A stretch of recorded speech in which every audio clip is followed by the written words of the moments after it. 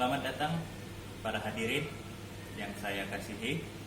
Bertemu lagi pada kesempatan kali ini dengan saya Alexander Iskandar Nafitupulu, mahasiswa program studi properti dan penilaian USU 2019. Izinkan saya pada kesempatan kali ini untuk sedikit memberikan presentasi tentang mengenai pendekatan pendapatan dalam penilaian. Konsep dasar metode pendekatan pendapatan dalam penilaian khususnya dapat digunakan pada penilaian yang mendatangkan keuntungan atau yang biasa kita kenal dalam bahasa sehari-hari properti komersial. Apa itu properti komersial? Properti komersial adalah properti yang ruang atau space-nya dapat menghasilkan pendapatan baik dari sewa atau diukur dengan harga sewa yang ada di pasaran secara umum. Apa-apa saja contohnya, seperti kita ketahui ada ruang untuk perkantoran, retail space, hotel, apartemen, townhouse, sport center, convention hall, golf course, terminal, dan terminal peti kemas. Pendekatan pendapatan ini juga disebut pendekatan kapitalisasi. Artinya, pendapatan bersih yang dihasilkan oleh suatu properti dikapitalisasi menjadi nilai kini melalui perhitungan matematis. Untuk rumusan yang digunakan, nilai properti merupakan hasil pembagian bersih dari dibagi dengan tingkat kapitalisasinya, atau seperti formula yang tertera, V sama dengan I per R, di mana I merupakan pendapatan bersih dan R tingkat kapitalisasi. Perlu diketahui untuk mendapatkannya kita perlu menghitung pendapatan kotor, menghitung biaya operasional, menghitung pendapatan bersih, mengkapitalisasi properti tersebut. Metode pendapatan ini menggunakan 4 metode untuk penilaiannya, antara lain 1. Menggunakan metode income capitalization, 2. Gross income multiplier atau yang sering disebut GIM, discounted cash flow, dan residual technique. Kita membahas income capitalization.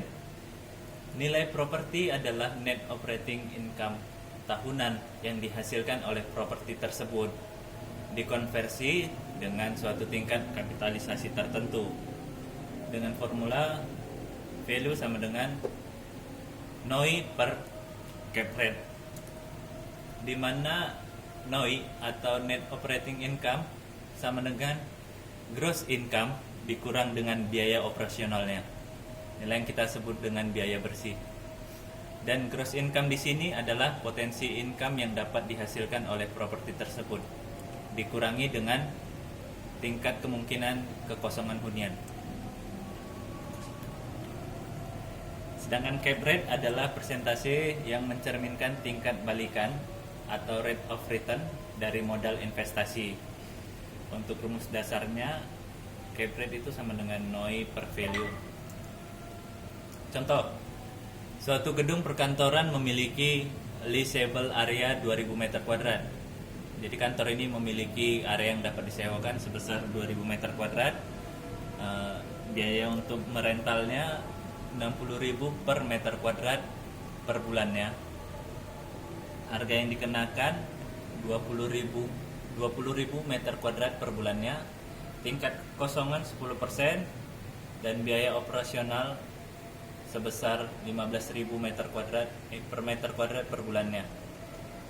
Berapakah nilai pasar gedung perkantoran tersebut jika tingkat balikan investasinya 9%? Nah, di sini sudah ada hitungannya. Dapat dipelajari, dapat kita lihat net operating income-nya langsung dibagi dengan tingkat balikan investasinya, di mana NOI di sini 1.368.000.000 dibagi langsung dengan 9%, hasilnya 15.200.000.000 rupiah. Lanjut, dalam penggunaannya ada beberapa hal yang harus terpenuhi untuk menggunakan metode income capitalization ini. Pertama, properti yang dinilai memiliki pendapatan yang sama atau mendekati setiap tahunnya. Yang kedua, properti yang dinilai memiliki market cycle yang konstan, sehingga dapat dihitung pendapatan rata-rata tahunan yang dapat mempresentasikan kondisi pendapatan properti tersebut. Metode kedua ada gross income multiplier. Adalah satu metode yang sangat sederhana dalam estimasi nilai pasar dengan pendekatan pendapatan.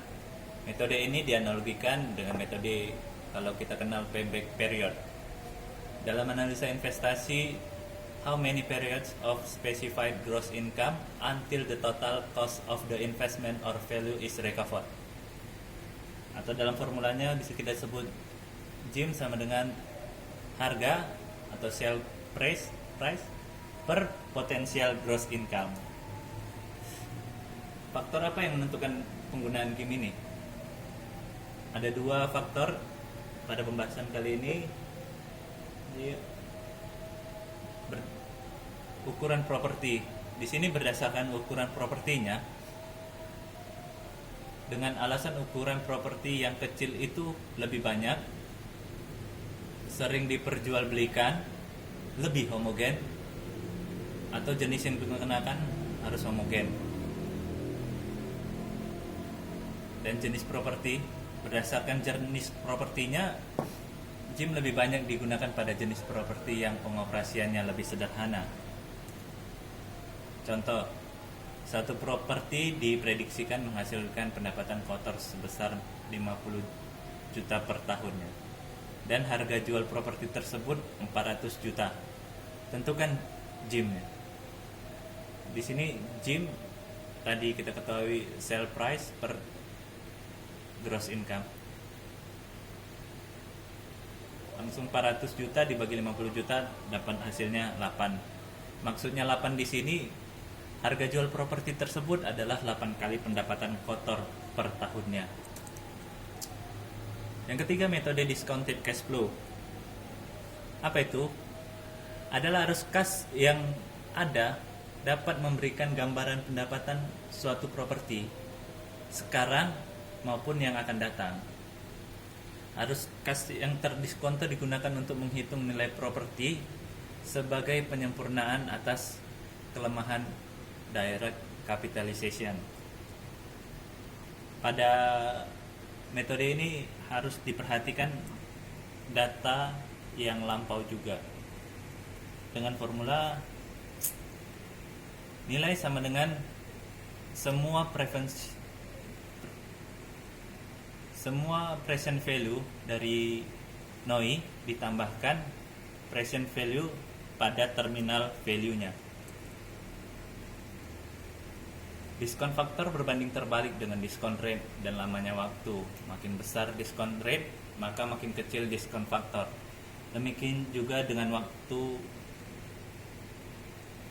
Dan diskon faktor itu rumusnya ini 1/1 tambah I pangkat T. Di sini waktu. Apa itu terminal value? Terminal value adalah estimasi nilai properti pada akhir periode proyeksi.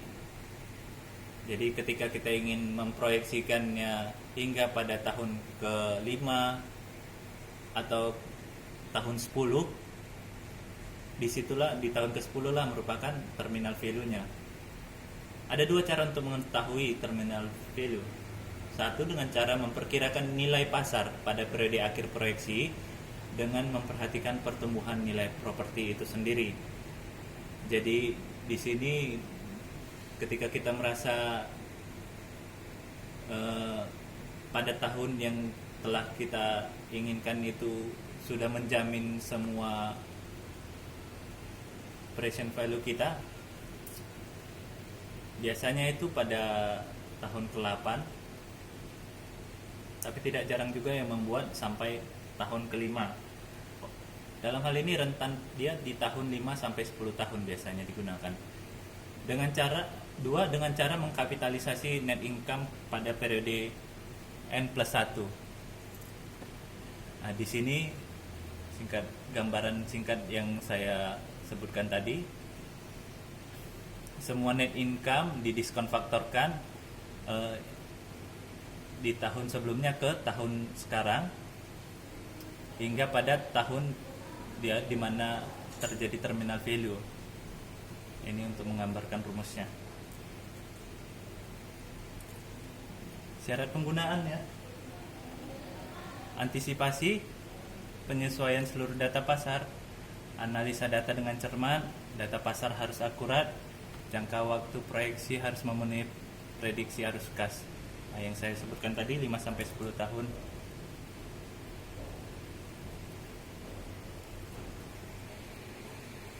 Metode keempat ada residual teknik.